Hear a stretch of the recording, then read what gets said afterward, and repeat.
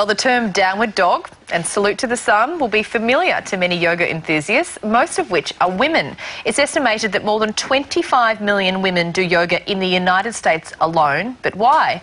Well, a new documentary called Yogawoman aims to show why so many women are embracing yoga and how it can change lives. Please welcome Clere McIntyre, along with the film's ambassador, the very talented actress Clere Armstrong.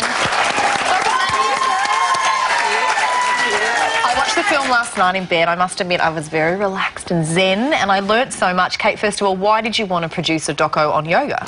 Well, I love yoga and I love filmmaking, so that was perfect. I've been doing yoga for maybe 25 years, and what was fascinating, I thought, a great question is how did this ancient Indian practice, you know, thousands of years ago it was developed for men, become so relevant for women in modern-day life?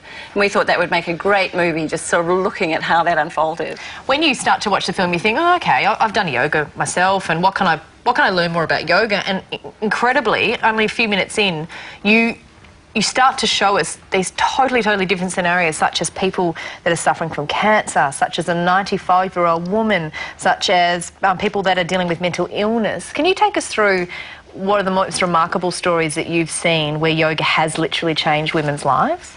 Well, I think the cancer story is really fantastic. So, you know, the woman who teaches the breast cancer, she's the cancer for yoga. She's had both breasts removed. This is her here. So she's been through it herself, had radiation chemotherapy, and in that time she really developed her own yoga and how to kind of be with that, with herself, you know, emotionally, dealing with her new body, physically just dealing with all that dreadful, you know, chemotherapy and stuff. And so now she gives back to all these other women and really reaches out to women really knowing how they're suffering and how they need something to help them through. And, you know, they can do that for themselves. So, you know, being in a class full of women with cancer is, you know, quite shocking but very uplifting to see how much love, you know, is in the room too. Yeah. You two are both glowing like ladies who do yoga.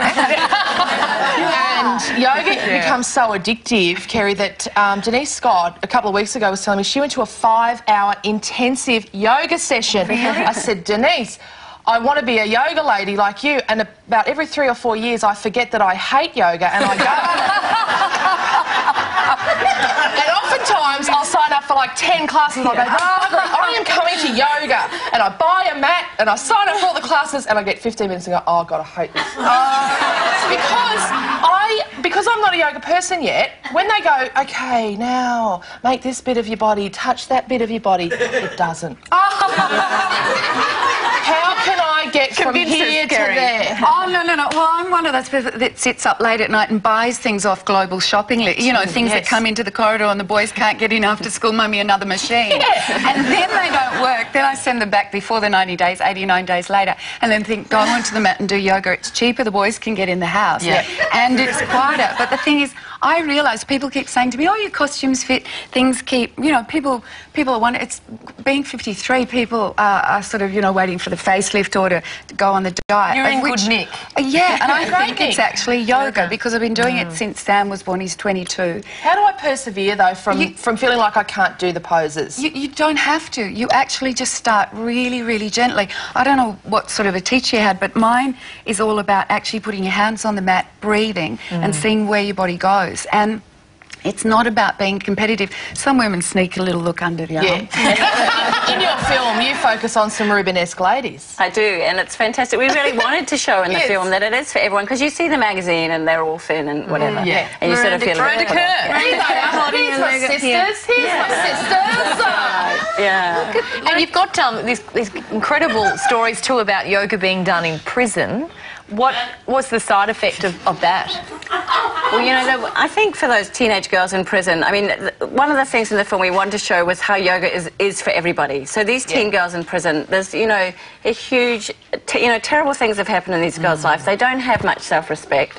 They don't have much, you know, even self-control or just any sense of who they are yet. And this woman, who's just like us, just a mother with 2 kids, decided that she would develop a yoga program and go and take it to these girls in prison. So, you know, we did meet remarkable women. They've probably never had anyone do anything like that for them. Yeah, no, fantastic. And it really is so beautiful to see them working it. It's fantastic. And when I saw the film, it was like the United Nations of Women. We see footy, we see blokes in all sorts of sports, but to see all these women on screen and all the blokes coming out seemed very highly satisfying. satisfied as well. All the kids, I was like, that's a cool movie. And just women yeah. taking the time for themselves. That's what we were talking about before. Yeah. You know, just to have some time with yourself in your body. And being mindful. Would you please thank the very mindful Clere Armstrong and Kate Clere. If your mum's into it, I think learning more about it will enrich her appreciation of yoga. And Yogawoman, the film, opens around the country this Sunday for Mother's Day, so check your guides for times. News is next, along with details of this week's Circle.